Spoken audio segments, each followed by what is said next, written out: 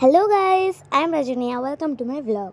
তো গাইস, তোমরা অনেক দিন থেকেই দেখছো mini vlogs, mother's day celebration, mother's ডের জন্য মায়ের জন্য আমি কী কিনলাম।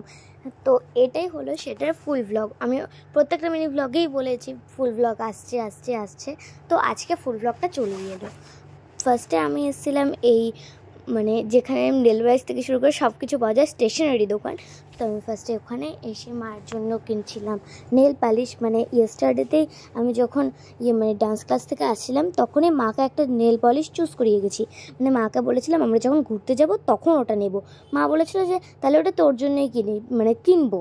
তো এটা আমি মাকে গিফট করলাম। ওখান থেকে একটা পার্স কিনেছিলাম আর একটা ক্র্যাচার কিনেছিলাম। আমার বাড়িতে আসার পরে মনে পড়েছে আমি রাবার ব্যান্ড কিনতে পারতাম, কারণ মা তো ওরকম ক্র্যাচার পরেই না। আর মা কিছুদিন আগেই চুল স্ট্রেট করেছে। তারপরে আমি ভাবছিলাম, কিন্তু মা বললো তুই যে এটা মন থেকে দিয়েছিস এটাই অনেক, আমি এটা অলওয়েজ পরবো। তাই মা অলওয়েজ ওটা পরেই থাকতে। তারপরে আমি গেছিলাম কেকের দোকানে। তারপর কেনার ইচ্ছে ছিল আমার হোয়াইট ফরেস্ট, কিন্তু হোয়াইট ফরেস্টটা বানানোর জন্য আরও 20 মিনিট ওয়েট করতে হতো, কিন্তু অত টাইম আমাদের কাছে ছিল না। ওটার জন্য ছিল একটা ব্ল্যাক ফরেস্ট, ওটা নিয়েই চলে এসেছি। কারণ বেশি লেট করলে ওইদিকে মা চলে আসবে, কারণ অলরেডি বেজে গেছিলো 7:10 আর মা গেছিলো গান শেখাতে। আর মা ওই 7:30টার দিকে চলে আসবে, কারণ 6:30টার দিকে গেছিলো। তাই জন্য আমি ভাবছিলাম এবার সব কিছু তাড়াতাড়ি করতে হবে। আমি কিছু ভাবিনি কী করবো না কী করবো, কী দেবো মাকে, আমি ওটাই বুঝতে পারছিলাম না। পরে ভাবলাম যে আমি ইয়েস্টারডে কিছু দেইনি রাত্রি 12টার পরে, তো আজকে কয়েকটা কার্ড দেবো। আর সবার প্রথমে মুখ চোখ ধুয়ে নিলাম, আর তারপরে এগুলো নিয়ে বসে বললাম। আমি ভাবছিলাম টাইমেই হবে না, মা ঠিক আগে চলে আসবে, আমি কিছুই করতে পারবো না। তারপরে ভাবলাম যে লেট করে আর ওগুলো ভাবলে আরও লেট হবে আমার, আর লেট করলে মা চলে আসবে, আমার কিছু দেওয়া হবে না। ওটার জন্য আমি ঝটপট করে করছিলাম। এই যে তারপরে আমি কাগজ কাটিং স্টার্ট করে দিলাম। আমি ফার্স্টে ফুল ইউটিউব চেক করলাম, তারপরে ভাবলাম যে এইটা আমার কাছে ইজি হবে, কিন্তু বুঝতে পারছিলাম না আমি আদৌ কি প্লাস করে কাটতে পারবো এটা, কারণ আমি এগুলো কিছুই কাটতে পারি না। এখানে যদি রিধিমা থাকতো আমাকে হেল্প করতে পারতো, কারণ ও দারুণ ক্রাফটিং করে। এখন আমিও ধীরে ধীরে শিখছি ওর সাথেই ক্রাফটিং। আর কিছুদিন পরে ও আর আমি সেম করবো। তারপরে ও যখন আমার বার্থডেতে আসবে ওকে বলবো বার্থডেতে খেলাধুলা না করে ভিডিও না বানিয়ে চল আমরা একটা ক্রাফটিং করি, তারপর ওটা নিয়ে একটা রিলস করে নেবো।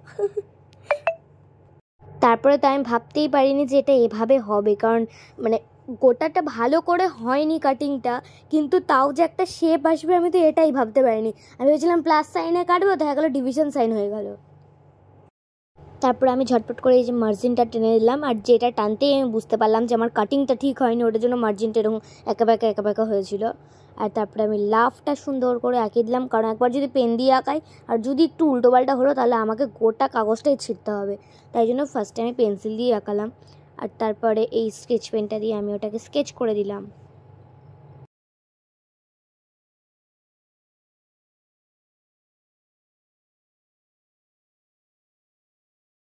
এই যে তারপরে লাভটা আঁকানোও হয়ে গেল।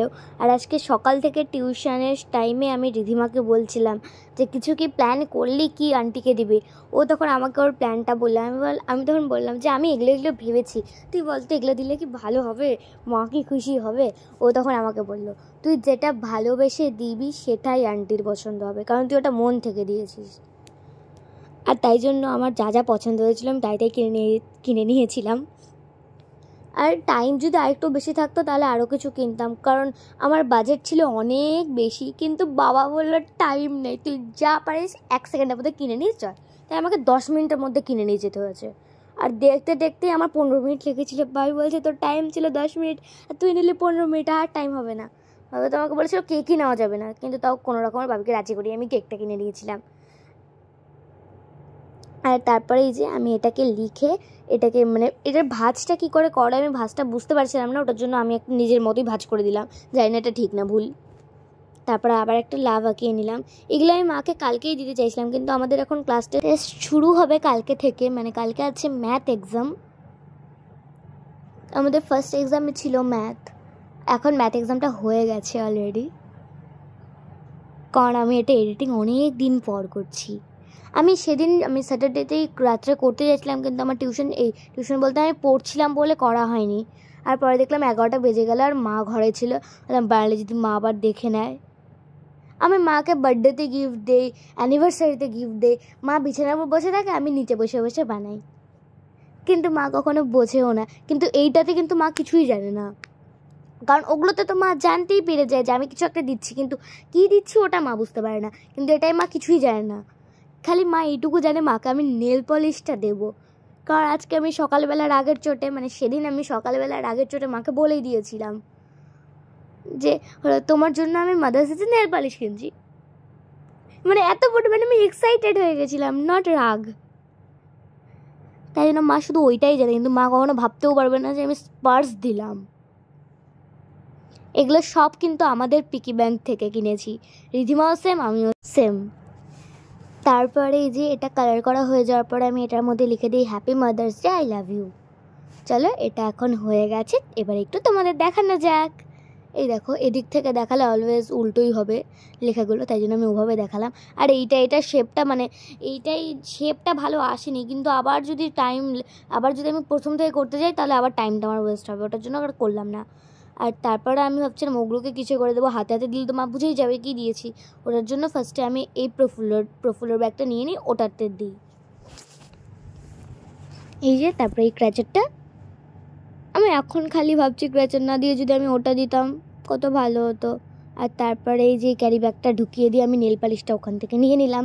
আর কিছু খুঁজে পাচ্ছিলাম না বলে আমাকে এই টিফিন বক্সে ঢোকাতে হলো ওই জিনিসগুলো, যেগুলো কাগজের তৈরি।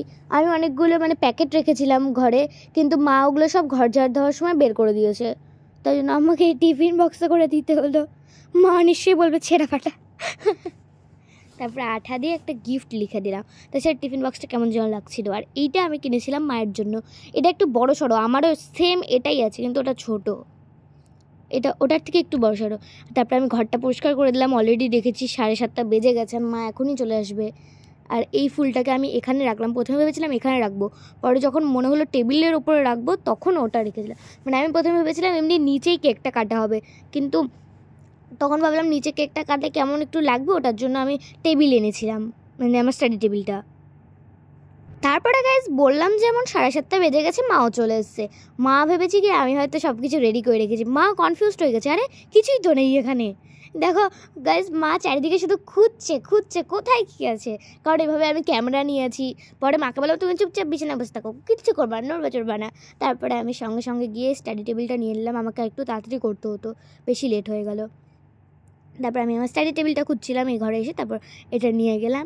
কারণ আমি মাকে দেখেছি মা বেশিরভাগে বাবার বার্থডে এগুলো বার্থডেতে এই স্টাডি টেবিলটাতেই কেক কাটায়, ওটার জন্য আমিও মায়ের মানে মাদার্স ডেতে মায়ের জন্য এই স্টাডি টেবিলটাতেই কেক কাটালাম। অ্যাকচুয়ালি আমি ওরকম না টেবিলে পড়ি না, আমার কত স্টাডি টেবিল আছে, কিন্তু আমি ওরকম ইউজই করি না এখন স্টাডি টেবিল, আমার বিছানাতে পড়ে অভ্যাস হয়ে গেছে। আর আমি মায়ের জন্য ফুলও কিনতে চাইছিলাম, কিন্তু ফুলের দোকানটা বন্ধ ছিল, তাই জন্য কিনতে পারিনি। মানে যেখান থেকে আমরা কিনি ওই দোকানটা বন্ধ ছিল, তাই জন্য কিচ্ছু মানে ফুল কিনতে পারিনি। আমার মানে প্রত্যেকবার যেটা আমি করি গাঁদা ফুল দিয়ে ছিঁড়ে হ্যাপি মাদার্স ডে লিখে নিয়েছে, আমার ওটাই প্ল্যান ছিল করার, কিন্তু যেহেতু ওটা পাইনি, ওটার জন্য ভাগ্য ভালো টেবিলটা ছিল, তাছাড়া কী করতাম, তাছাড়া মোটেই ভালো লাগতো না। আর যদি ওটা লেখা থাকতো তাহলে ওটা রাখতাম, মানে গাঁদা ফুলটা রাখতাম আর মাঝখানে কেকটা দিতাম, সুন্দর লাগতো। আর গাইজ, যেই আমি কেকটা খুলি তখন আমার পুরো মন খারাপ হয়ে যায়, কারণ আমি দেখি হ্যাপি মাদার্স ডে লেখাটা যে আঙ্কেলটা লিখে দিয়েছিল ওটা পুরো মানে ব্ল্যাক কি একটা দেওয়া ছিল, ওটাতে গোটাটা হয়ে গেছে, নষ্ট হয়ে গেছে। তাই আমি মন খারাপ করেছিলাম, মা না দেখেই আমাকে বলছে যে কী হলো, আর আমি মাকে বলছি কিচ্ছু না, তা বলছি তাহলে তুই ওভাবে ওখানে বসেছিস, আমি বললাম কি না এমনি। আর যেই মা দেখে, মা তো পুরো অবাক হয়ে যায়, এত কিছু, মা পুরো অবাক হয়ে গেছিল। কিন্তু এখনও তো অনেক কিছু বাকি আছে, আগে দেই জিনিসগুলো। এই ভিডিওটা একটু কালো কালো এসছে, কারণ আমি জানি, কারণ এটা মায়ের মোবাইলে করা হয়েছিল, আর আমার মোবাইলে ক্যামেরাটা একটু বেশি ভালো। এই যে মা পুরো অবাক, আরে পার্স, এই দেখো মায়ের রিয়াকশনটা।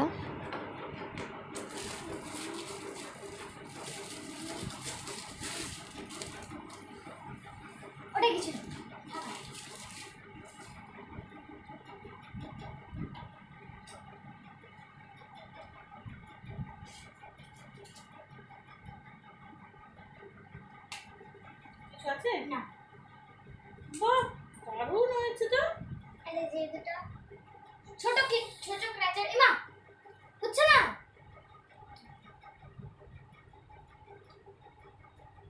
পরে দেখছি। বাহ, খুব সুন্দর হয়েছে প্রত্যেকটা। ওখানেও তো দেখো ইয়ে আছে।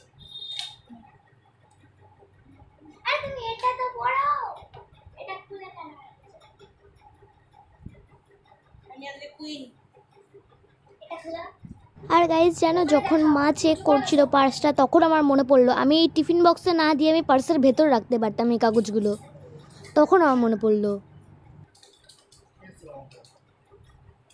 Happy mother's day, you are the best mom.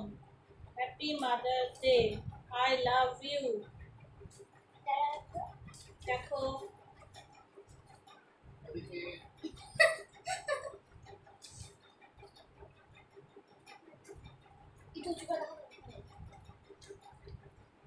Happy mother's day, I love you.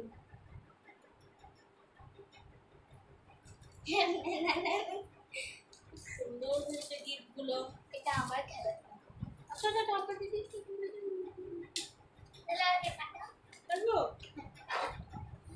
দেখো ভিডিও হচ্ছে তো।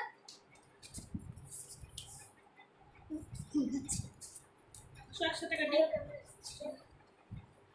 এগুলোকে শুনিয়ে দেই।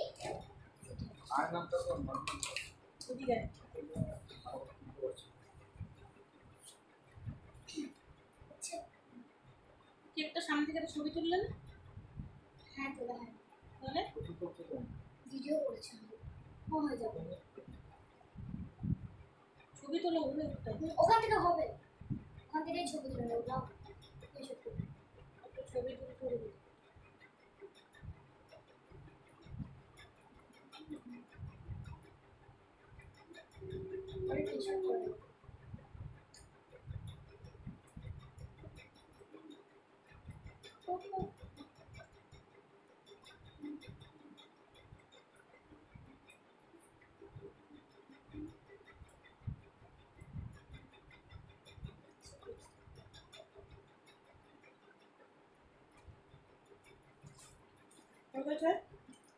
টাটা। কি করবো?